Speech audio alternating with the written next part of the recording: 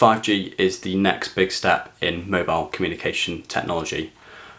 I'm sure you've all heard of 5G now, but you might be unsure about what it is. So the question is, what is 5G and is it really worth it in 2020? Without further ado, let's get started.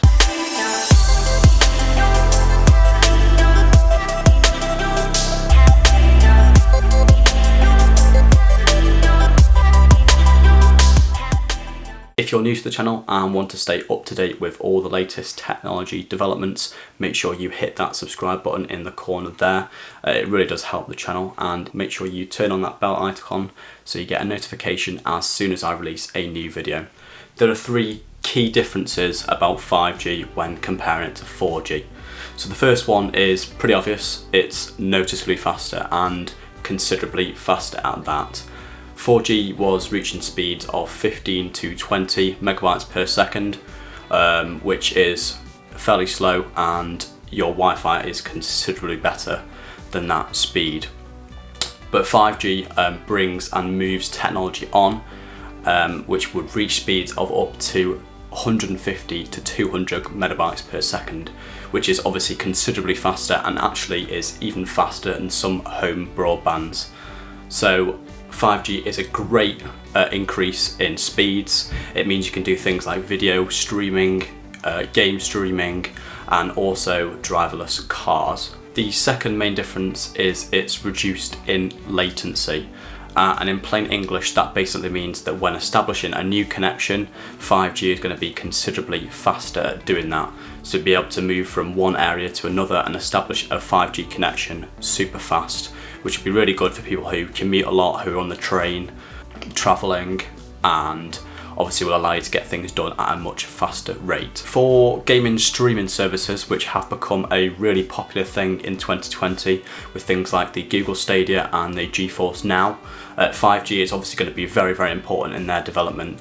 So when services do switch on the ability to use 5G, that means that you can actually game on the go everywhere, and you can use those AAA games on the go at a really fast pace with that reduced latency as well. Finally, 5G should be able to connect to more towers than what 4G was capable of doing.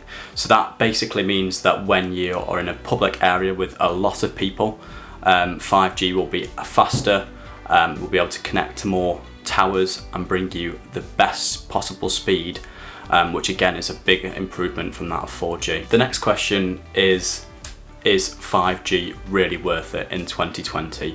Has it become established enough to warrant those big contract prices like £59 a month plus, all the way up to, for big amounts of data, £100 a month, which is obviously a considerable amount of money for everyone to spend for their monthly contract. So is it really worth it? In simple terms, the answer to that question is both yes and no. So I'm going to go through a couple of reasons why I personally think that 5G is not quite ready yet.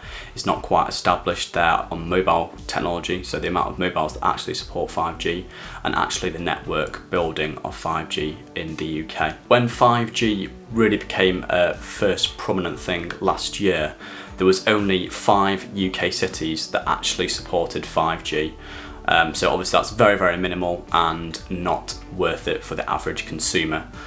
Whereas now, moving into 2020, EE has actually promised that there'll be 70 UK cities supported with 5G by the end of March, which is obviously this month, which means that hopefully the network side of things will be coming a lot better, and you'll get 5G in a lot more areas too. The cities that currently support 5G are London, Birmingham, Cardiff, Manchester, to name a few, and I'll list a couple more of them down below in the description too. As I previously mentioned, 2020 is going to be the year of 5G. It's going to be a year that 5G actually makes a difference and is much more significant now than it was a year ago. There's a lot more phones that are capable of supporting 5G. We've got the Samsung Galaxy S20 lineup, which was just announced that have got support of 5G. We've got the Oppo Find X2 Pro, which is also capable of 5G, and a number of other phones which should be on the screen now. Even though it was received with a lot of controversy, Huawei has also been given the go-ahead to work on the UK's 5G network, which means they're going to be helping and supporting the building of 5G in the UK, which will hopefully mean that we're going to get much more widespread 5G support in a lot shorter amount of time.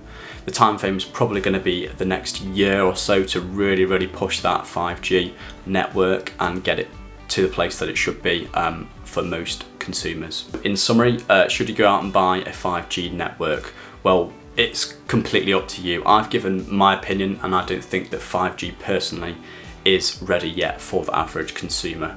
But if you do want to spend, you know, considerable amounts of money a month on 5G networks, then the option is there for you, and the decision in the end of the day is completely yours. That video has obviously been a very gem-packed run through of 5G and what on earth 5G is. If you do have any questions, feel free to comment them down below and I'll get back to you as soon as I can. If you like this video, a thumbs up will be much appreciated, and if you're new to the channel, make sure you subscribe for all the latest tech reviews, hands-on and first impression videos. Thank you for watching, and I'll see you in the next video.